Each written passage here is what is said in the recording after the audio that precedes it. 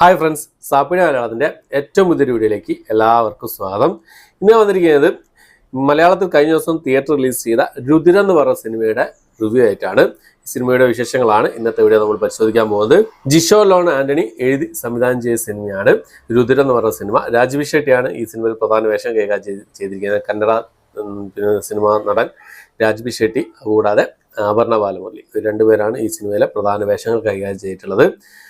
പിന്നെ രാജ്വി ഷെട്ടിയുടെ നിങ്ങൾക്ക് എല്ലാവർക്കും അറിയാവുന്നത് അധികം ആൾക്കാർക്ക് അറിയാവുന്നത് ടർബോ എന്ന് പറഞ്ഞ സിനിമയിലൂടെ ആയിരിക്കും അറിയാവുന്നത്. അതിനുശേഷം കൊണ്ടൽ എന്ന് പറഞ്ഞ മലയാള സിനിമയിൽ അഭിനയിച്ചിട്ടുണ്ട്. അതിനു മുമ്പേ കുറച്ച് കന്നഡ സിനിമകളുണ്ട് അദ്ദേഹത്തിൻ്റെ. ഗരുഡഗമന വൃഷഭവാഹനം എന്ന് പറഞ്ഞൊരു സിനിമ ഉണ്ട്.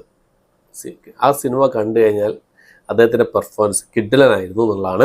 അപ്പോൾ ആ ഒരു എന്താ പറയുക, അദ്ദേഹം അതുപോലുള്ളൊരു നടന് നമ്മുടെ മലയാള സിനിമയിലേക്ക് ഒരു പ്രധാന വേഷം കൊടുക്കുന്ന സമയത്ത് അത് ഏത് രീതിയിലുള്ള എന്താ പറയുക, ഏത് ജേണർ, ഏത് മോഡൽ കഥാപാത്രമാണ് അദ്ദേഹത്തിന് കൊടുക്കേണ്ടതെന്ന് കൃത്യമായിട്ട് മനസ്സിലായിക്കൊണ്ട് തന്നെയാണ് ഈ ഒരു സിനിമയിലെ ഈ ഒരു കഥാപാത്രം, ഡോക്ടർ എന്ന് പറഞ്ഞ ഈ ഒരു കഥാപാത്രം കൊടുത്തിട്ടുള്ളത്. ഡോക്ടറായിട്ടാണ്, ഡോക്ടർ മാത്യു റോസി ആയിട്ടാണ് ഈ ഒരു സിനിമയിൽ രാജ്വി ഷെട്ടി അവതരിപ്പിച്ചിട്ടുള്ളത്. ഒരു സൈക്കോ എന്നൊക്കെ പറയാം. ഈ സിനിമയുടെ സ്റ്റോറി എന്താണെന്ന് നോക്കിയാൽ, സ്റ്റോറി പറയുന്നില്ല, ജേണർ പറയാം. സൈക്കോളജിക്കൽ സർവൈവൽ ത്രില്ലർ വിഭാഗത്തിൽപ്പെടുന്ന ഒരു സിനിമയാണ്.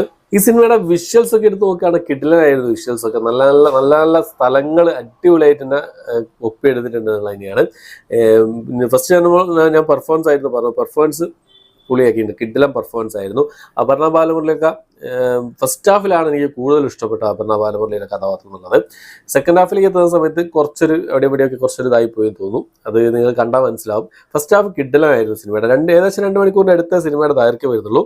പക്ഷെ ഫസ്റ്റ് ഹാഫ് അടിപൊളിയായിരുന്നു. പക്ഷെ സെക്കൻഡ് ഹാഫ് എന്ന് പറയുന്നത് കുറച്ചുകൂടി നന്നാക്കാൻ പറ്റുന്നത്. പിന്നെ സെക്കൻഡ് ഹാഫിൽ ക്ലൈമാക്സ് പറഞ്ഞ സീനുകളാണ് ഒന്നുകൂടി നന്നായിട്ടുള്ളത്.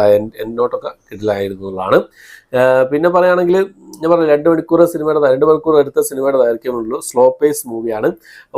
അപ്പോൾ അതിൻ്റെതായ ഒരു സ്ലോനെസ് ഈ സിനിമയിൽ ഉണ്ട് എന്നുള്ളതാണ്. അത് സിനിമയ്ക്ക് വേണ്ട ഒരു എന്താ പറയുക, സിനിമയ്ക്ക് വേണ്ട ഒരു സ്ലോ ആണെന്നുള്ളതാണ്. ലേഗാണെന്ന് തന്നെയാണ്. നമ്മളിപ്പോൾ ലേഗ് എന്നാണ് പറയുന്നത്. സിനിമയ്ക്ക് വേണ്ട ഒരു ലേഗാണ് അത് എന്നുള്ളതാണ്. പിന്നെ ഇതിൽ പറയേണ്ട ഒരു കാര്യം എന്ന് പറഞ്ഞാൽ BGM ആയിരുന്നു. നൈസായിട്ടുള്ള BGM ആയിരുന്നു. അടിപൊളിയായി നല്ല ചെയ്തിട്ടുണ്ട്. BGM കാര്യങ്ങളൊക്കെ ഒരു വൗ ഫാക്ടർ ആയിട്ടുള്ള സംഭവങ്ങളൊന്നുമില്ല. എന്നാലും ആ BGMൽ കൂടെ നല്ല നല്ല കാര്യങ്ങൾ എന്താ ലിഫ്റ്റ് ചെയ്ത് കൊണ്ടുപോകുന്നുണ്ട് എന്നുള്ളതാണ്. അതാണ് ഈ സിനിമയിൽ പറയുന്നത്. പിന്നെ ഇതിൽ ചെയ്യുന്ന ക്രൈം അതെന്തിന് ആണ് എന്നുള്ള കാര്യം ഏറ്റവും ക്ലൈമാക്സിലേക്കാണ് നമ്മൾ റിവീൽ ചെയ്യുന്നത്. കുറച്ച് കാര്യങ്ങളൊക്കെ എന്തുകൊണ്ടാണ് അവനിങ്ങനെ ചെയ്യുന്നത്, അത് ആരാണ് സൈക്കോ എന്നുള്ള കാര്യങ്ങളൊക്കെ, സൈക്കോ അതായത് എന്താന്ന് കാര്യങ്ങളൊക്കെ ഫസ്റ്റ് തന്നെ റിവീൽ ചെയ്യുന്നുണ്ട്. പക്ഷെ അതെന്തിന് ചെയ്യുന്നുള്ള കാര്യം എന്താണ് എന്നുള്ളത് അവസാനത്തേക്കേ നമ്മളെ മനസ്സിലാവും. അതുവരെ ഇങ്ങനെ കൊണ്ടുപോവാണ്, ഒരു മിസ്റ്ററി പോലെ ഇങ്ങനെ കൊണ്ടുപോവാണ്. ആ ക്യാരക്ടറൈസേഷൻ ഒക്കെ അടിപൊളിയായിരുന്നു. അതായത് രാജ്വി ഷെട്ടിയുടെ ആ ഒരു കഥാപാത്രം ചെയ്യേണ്ട ആ ഒരു കാര്യങ്ങൾ വളരെ കൃത്യമായി തന്നെ അദ്ദേഹം ചെയ്തു വെച്ചിട്ടുണ്ട്. പെർഫോമൻസ് വെച്ച് നോക്കുകയാണെങ്കിൽ. പിന്നെ അപർണ ബാലമുരളിയാണ് കുറച്ചെങ്കിലും ഒരു മോശമല്ല. സെക്കൻഡ് ഹാഫിലേക്ക് എത്തുന്ന സമയത്ത് കുറച്ചൊരു മോശം പോലെ തോന്നി അപർണ ബാലമുരളിയുടെ കഥാപാത്രമായിരുന്നു. ചെയ്യേണ്ട റോളുകൾ കൃത്യമായിട്ട് തന്നെ ചെയ്തിട്ടുണ്ട്.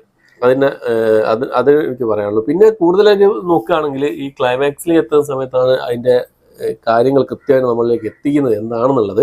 പക്ഷെ അതിന് മുമ്പേ കുറച്ച് കാര്യങ്ങളൊക്കെ റിവീൽ ചെയ്യായിരുന്നു. ചില കാര്യങ്ങളോടൊക്കെ വിയോജിപ്പുണ്ട്. പക്ഷെ എന്നാലും സിനിമയാണല്ലോ, അവരുടെ ഭാഗത്തു നിന്ന് ചിന്തിക്കും. അതായത് എന്തിന് ചെയ്തു എന്നുള്ള അവരുടെ ഭാഗത്ത് ചിന്തിക്കുമ്പോൾ അവർക്കൊരു ന്യായം ഉണ്ടാവും. അതിൽ ഒരു മാസ് എലമെന്റ് ആക്കാൻ ശ്രമിച്ചിരുന്നു. ലാസ്റ്റ് ക്ലൈമാക്സിലേക്ക് അപർണ ബാലമുരളിയുടെ കഥാപാത്രത്തിൻ്റെ ഒരു സംഭവം, ഒരു മാസ് ഡയലോഗ് കാര്യങ്ങളൊക്കെ കൊണ്ടുവന്നിട്ടുണ്ട്. കണ്ടു നോക്കാം, അത്രയേ പറയാനുള്ളൂ. വലിയ സംഭവം ഒരു വൗ ഫാക്ടർ കാര്യങ്ങളൊന്നും സിനിമയ്ക്കില്ല. എന്നാലും കണ്ടിരിക്കാൻ പറ്റുന്ന ഒരു വൺ ടൈം വാച്ചബിൾ മൂവിയാണ്. പിന്നെ ഒരുപാട് വയലൻസ് രംഗങ്ങൾ ഒരുപാടുണ്ട്. ഒരു ഫാമിലി ആയിട്ടൊന്നും കാണാൻ പറ്റിയൊരു സിനിമയല്ല ഈ സിനിമ എന്നുള്ളത്. പ്രത്യേകിച്ച് കുട്ടികളെ കാണിക്കാൻ പറ്റുന്ന ഒരു സിനിമയായിട്ടല്ല ഈ ഒരു സിനിമ എന്നുള്ളത്.